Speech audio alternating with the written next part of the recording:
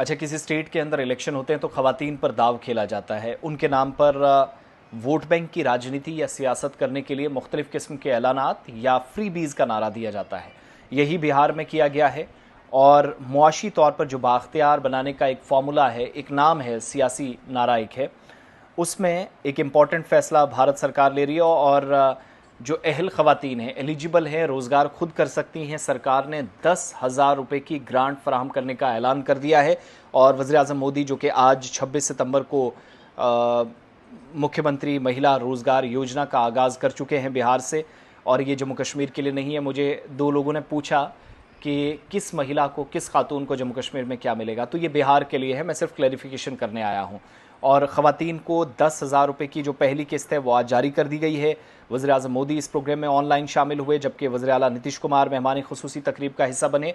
हर एक खातून को 10,000 रुपये डायरेक्ट बेनिफिट ट्रांसफ़र स्कीम या डीबीटी के तहत, या जो बराह रास्त बेनिफिट ट्रांसफ़र होते हैं उसके तहत दी गई। और बिहार की 7.5 मिलियन ख़वातीन को, यानी तकरीबन ये जो 7 लाख प्लस ख़वातीन हैं, इनके खातों में बराह रास्त ये रकम कर दी गई।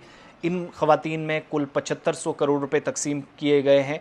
और ताज़ा तरीन मालूमात के मुताबिक शहरी देही इलाकों में दोनों ने, अर्बन और रूरल बेल्ट के अंदर कुल मिलाकर 1,11,06,600 ख़वातीन इस स्कीम से फ़ायदा उठाने वाली हैं, जो तस्दीक अथॉरिटीज़ कर रही हैं।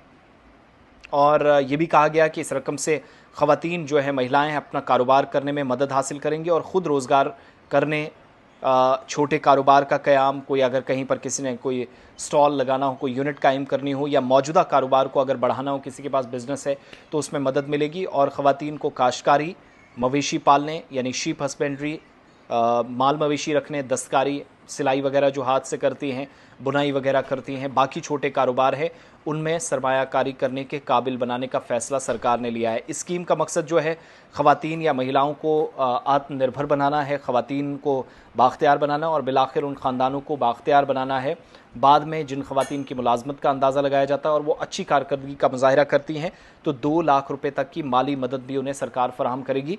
बिहार के अंदर फ़ायदा कौन लोग हासिल कर सकते हैं? एप्लीकेंट या जो दरख्वास्त गुजार हैं, उम्र 18 से 60 साल के दरमियान होनी चाहिए और ऐसे घरानों से उनका ताल्लुक़ होना चाहिए जो जिनका सरकारी मुलाजमत कोई भी घर वाला ना करता हो, सेल्फ़ हेल्प ग्रुप्स या एसएचजीज़ हैं, उनसे वाबस्ता होनी चाहिए।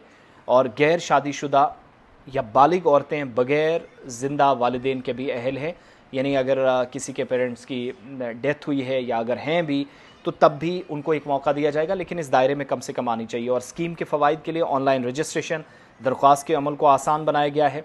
ज़्यादा से ज़्यादा ख़वातीन इसका फ़ायदा उठाएँ। कोई भी www.brlps.in और www.brlps.in पर ऑनलाइन फॉर्म दे सकता है।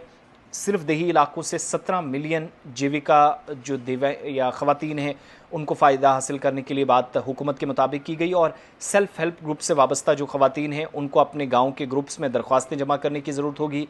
गांव के लेवल पर भी एक स्पेशल मीटिंग मुनक़िद की गई है ताकि तमाम ग्रुप मेंबर्स जो हैं वो जमाशुदा फॉर्म में दरख्वास्तें जमा करें।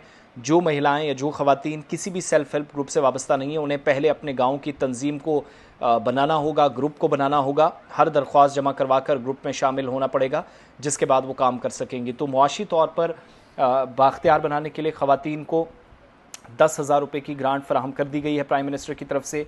आज यानी 26 तारीख को मुख्यमंत्री महिला रोज़गार योजना का आगाज़ किया गया है।